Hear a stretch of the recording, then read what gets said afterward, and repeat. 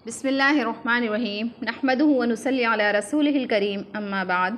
नबी अकरम सल्लल्लाहु अलैहि वसल्लम का इरशाद है कि सरासर जुल्म है और कुफ्र है और निफाक है उस शख्स का फ़ेल जो अल्लाह के मुनादी यानी मुअज्जिन की आवाज़ सुने और नमाज को न जाए। कितनी सख्त वईद और डांट है इस हदीस में कि उसकी इस हरकत को काफिरों का फ़ेल और मुनाफिकों की हरकत बताया है कि गोया मुसलमान से ये बात हो ही नहीं सकती कि वो मुअज्जिन की आवाज़ सुने और नमाज बाजमात के साथ पढ़ने न जाए। एक दूसरी हदीस में इरशाद है कि आदमी की बदबख्ती और बदनसीबी के लिए ये काफ़ी है कि वो मुअज्जिन की आवाज़ सुने और नमाज को न जाए। हुज़ूर अक़दस सल्लल्लाहु अलैहि वसल्लम का इरशाद है कि मेरा दिल चाहता है कि चंद जवानों से कहूँ कि बहुत सा ईंधन इकट्ठा करके लाएं और फिर मैं उन लोगों के पास जाऊं जो बिला उज़्र के घरों में नमाज़ पढ़ लेते हैं और जाकर उनके घरों को जला दूं। नबी अकरम सल्लल्लाहु अलैहि वसल्लम को बावजूद इस शफ़क़त और रहमत के जो उम्मत के हाल पर थी और किसी शख्स की अदना सी भी तकलीफ़ आपको गवारा न थी, उन लोगों पर जो घरों में नमाज़ पढ़ लेते हैं आपको इस कदर गुस्सा है कि उनके घरों में आग लगा देने को भी आमादा हैं। हुज़ूर अकरम सल्लल्लाहु अलैहि वसल्लम का इरशाद है कि जिस गांव या जंगल में 3 आदमी हों और वहाँ बाजमात नमाज न होती हो तो उन पर शैतान मुसल्लत हो जाता है। इसलिए जमात को ज़रूरी समझो।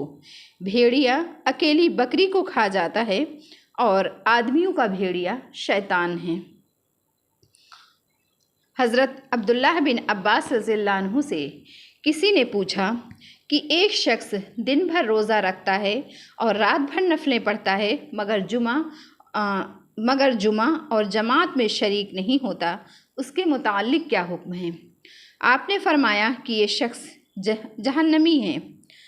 हज़रत काब रज़ियल्लाहु अन्हु फरमाते हैं कि कसम है उस ज़ात पाक की जिसने तौरात हज़रत मूसा अलैहिस्सलाम पर और इंजील हज़रत ईसा अलैहिस्सलाम पर और ज़बूर हज़रत दाऊद अलैहिस्सलाम पर नाजिल फ़रमाई और कुरान शरीफ मोहम्मद सल्लल्लाहु अलैहि वसल्लम पर नाजिल फ़रमाया कि ये आयतें फ़र्ज़ नमाज़ों को जमात से ऐसी जगह पढ़ने के बारे में जहाँ अज़ान होती हो नाजिल हुई।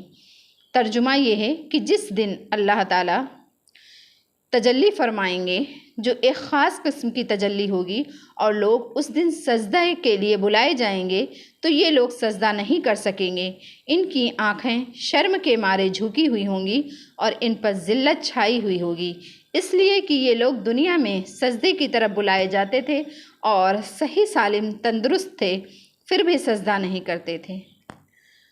वमा अलैना इल्लल बलाग। अल्लाह हम सबको पाबंदी से नमाज़ों की तौफ़ीक़ अता फ़रमाएँ, ख़ासकर मर्द हज़रात को बाजमात नमाज पढ़ने की अल्लाह तौफ़ीक़ दे। आमीन सुम्मा आमीन।